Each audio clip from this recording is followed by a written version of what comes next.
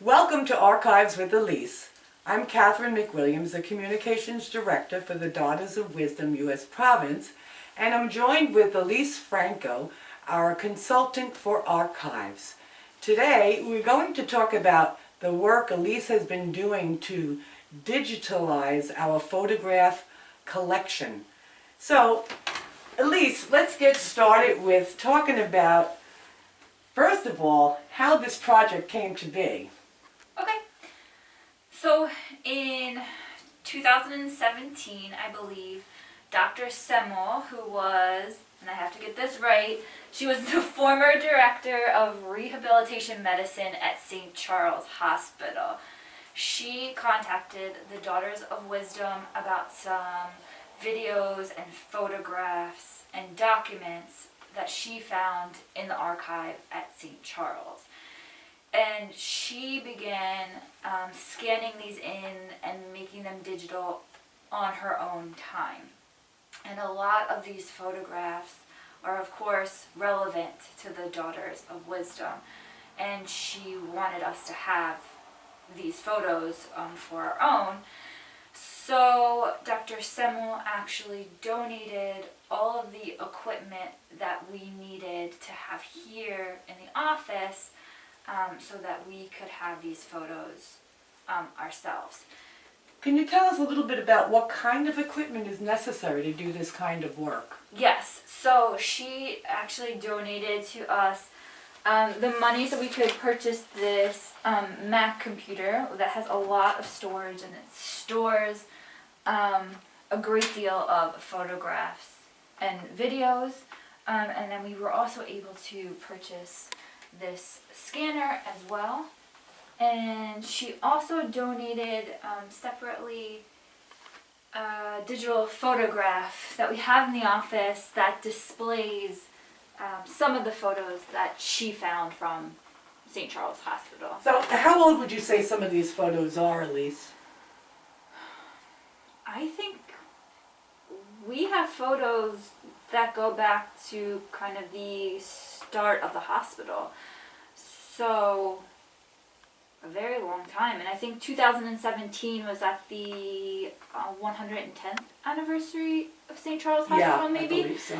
So I would say 110 years old, at least. Has it been difficult to document any of the people in these? Did Dr. Semmel have that all set up? Is there a special software that you need to sort of identify people that are being scanned, or photographs that are being scanned afterwards? So Dr. Semmel, everything that she scanned in for us, she labeled it to the best of her knowledge. So we have come across some photographs that we were excited to know who they were and added that later on. But Dr. Semmel had them very organized by date, by whoever she was able to identify whoever she knew was in the photograph. And she basically just took what was on her computer and just transferred it to our computer. So we have exactly what she had and what she was able to scan. And now, because we have this technology, what we've done is we still have all of those organized just as she did on the computer, but now we are able to keep going with that and take the photographs that we have in the archive room and that are donated to us and just keep adding to this collection that Dr. Semmel allowed us to start. So what you're saying is she basically set up the framework and structure, and that's made it easier for you to now go through these piles and piles of photo and sort of match them up with I guess indicators that were preset by her?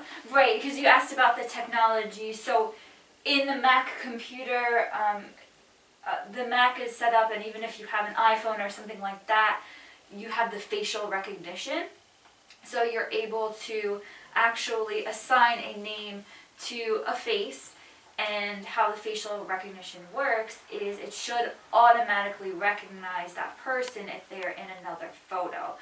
And sometimes that doesn't happen, but you can easily just go in and assign that person to the face, or just assign a name to a face, I should say.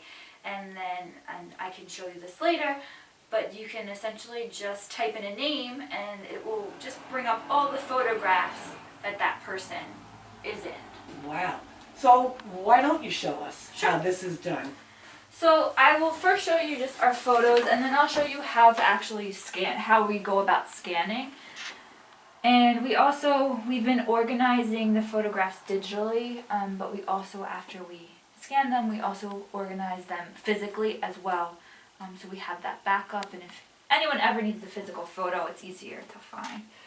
So first, we are going to go to photos. I'm just going to get rid of this.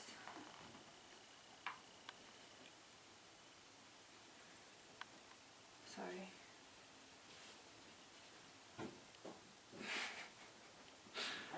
Okay.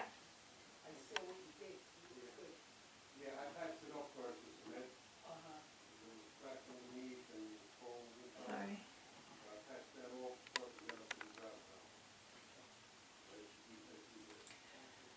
So are those all categories of information that you have stored in there? So this is just applications on the computer. Oh, I see. And then, sorry, I couldn't find the photos. So now that we have the photo app open, this is where all of our photos are stored on the Mac. So you can actually go to People and see all of the different faces that are stored in our digital photograph collection. And you'll see some of the faces don't have a name assigned, and these are likely St. Charles Hospital employees that Dr. Semmel didn't know. Mm-hmm. But we could search people.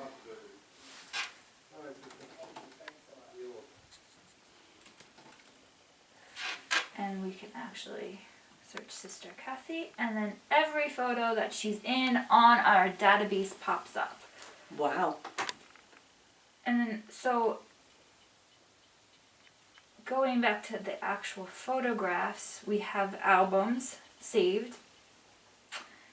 And down here are the photographs that Dr. Semmel had scanned in. So you'll see these are documents from 1907 that she scanned to 1929. And she has them done by year, which is helpful. 1933. And these are just from... So once those photos are in, I noticed that they all, in that one last photo, had names around them. Yes. And what you're saying is the computer is doing that automatically? Yes, because essentially if the computer recognized someone in that photo, they would automatically assign a name. The computer doesn't recognize anyone, but we could actually, where it said unnamed, this one, we could actually just go in and find a name. And I'll scan 2 photos in and we can show you how that works. So those are all the Dr. Semmel photographs and files, but up here we've started scanning in Daughters of Wisdom files, and so you'll just see it expands. And we started organizing by location. We thought that would be the easiest, and then also we organized by different events, and we have a lot of portraits and group photos that don't always fit into a category, so we've organized them like that as well. And let's just see, like under portraits, individual photos, and these are all the portraits that we found of sisters. And we keep them in here. So any kind of individual photo that doesn't fit somewhere. And I actually have 2 photos to scan that would actually go under group photos. So we would just put them in the scanner. And you can see these are labeled on the back, which makes it much easier. Okay. So if anybody in these photos has already been identified in that software, you'll be able to see it immediately? Yes, it should pop up, Okay, yes. let's see. And if it doesn't, we're going to enter it in. So we just want to bring up the scanner. If it cooperates.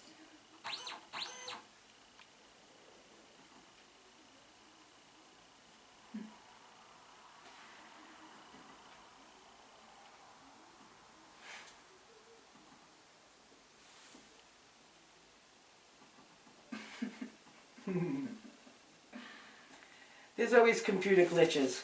Oh, there we go. Okay, so the scanner popped up, so we're just going to wait for the images to scan.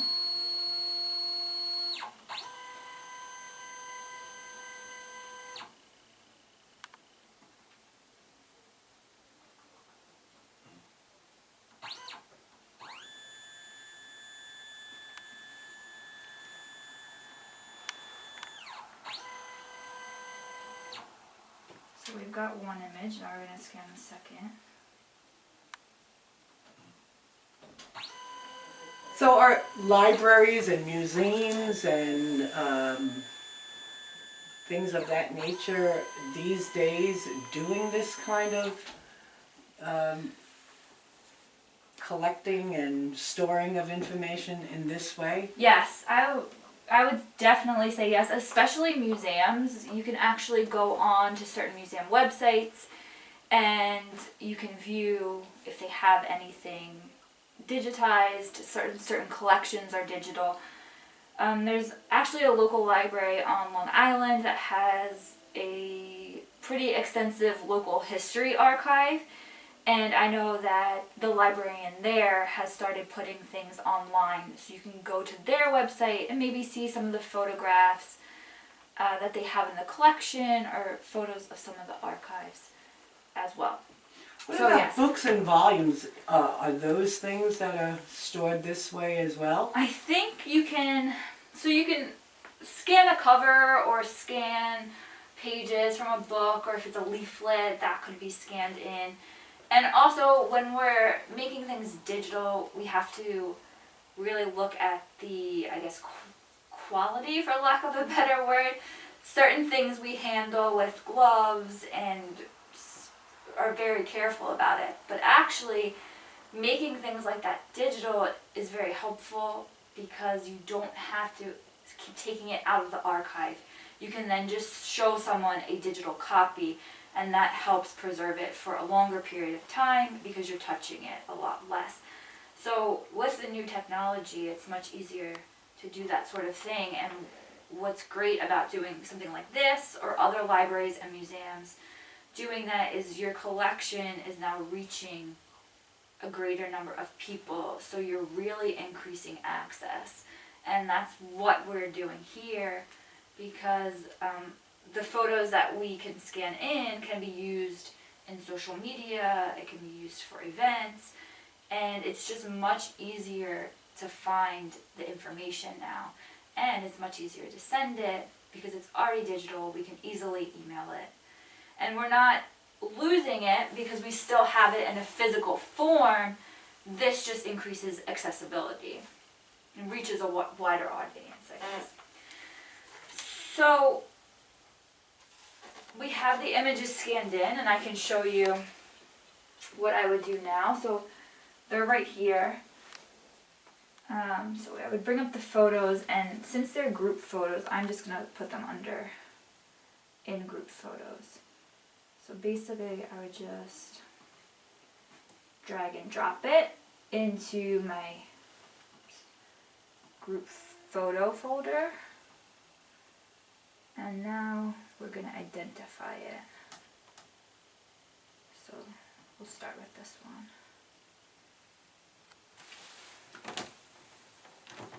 And we don't know, we try to put the year on it if we can, but we don't have a year for this one. So we're just going to identify who is in the photo. And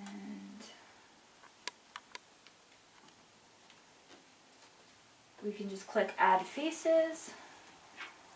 And we're going to move the face to the face. And then we can type in a name. and I might need help identifying. Okay, so who do we have there? We have to the right is Sister Agnes Bracken. This. Mm-hmm. Okay, so I started typing in Sister Agnes, so she's already in the computer. So you can actually just see. Click on her? Just click on her, and she's gonna get added to this will get added to that library of photos. And on the left we have Sister Rachel Bouchard. Okay, and she's, Sister Rachel is in here as well. Wow. So we'll just click on that. And that one is done.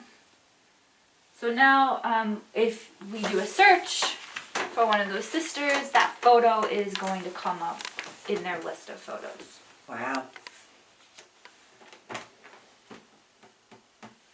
So what about that second photo? Let's take a look at that for fun. We can do this one? Yeah. Okay, so this has a lot more sisters in it. So we actually, there is a date and a name and kind of a subject on this one, so I'm just going to click in here to put more information on the photo. So OLWA reunion, and That's Our Lady of Wisdom Academy reunion, and 2016, huh? 2016. And then we will open the photograph, and we are going to have to add our facial recognition to this one as well. Sometimes it pops up. Okay.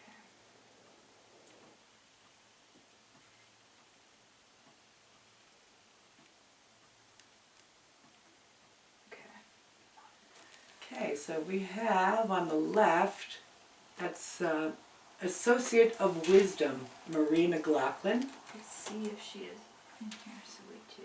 She's there. Okay. And I believe that's Sister Emma Roan. She is there. Yep. Sister Claire Sullivan. And we have Sister Mary Jo O'Connor. And Sister Veronica Byrne. Wow. So they're in other photos. They're in there. Now, it would have been great if it would have recognized their faces, but it didn't work out that way. But still, it was very easy to go in and just assign them. Have you ever had the case where you had a very, very old photograph in there and then put in a new one and the computer picked it up? I mean, that's what I wonder. If you change over time, does this facial recognition still work? Yes, sometimes it does, and I think that's happened for us before, but that's a very good point. When you have such a wide range of years, you might have to type it in that way. Yeah, yeah. Well, thanks again for showing us how this is done. It really, I'm sure, has made things so much more organized in our archives office. And I know that I can see all the boxes around you. You'll have work for many years to come. Actually, this is our scanned photo box. So once we scan, we'll then organize it into an envelope that is labeled, and this is portraits, group photos. So I will put these in here because we just did them. So is that a special kind of box? Yes, so this is a box designed just for archive materials, and so are these envelopes. And I believe certain types of paper products can have certain things in it that could affect paper or photo. So you want to make sure that whatever you're using is designed specifically for archives, and usually that's something that's alkaline free. And that's sort of a universal thing? Yes. Okay, well, thanks again, Alyse. Next time, I think we're going to be touring the actual archives office here at the Daughters of Wisdom U.S. Province. We're located in Islip, New York, and we hope to see you next time with Archives with Alyse.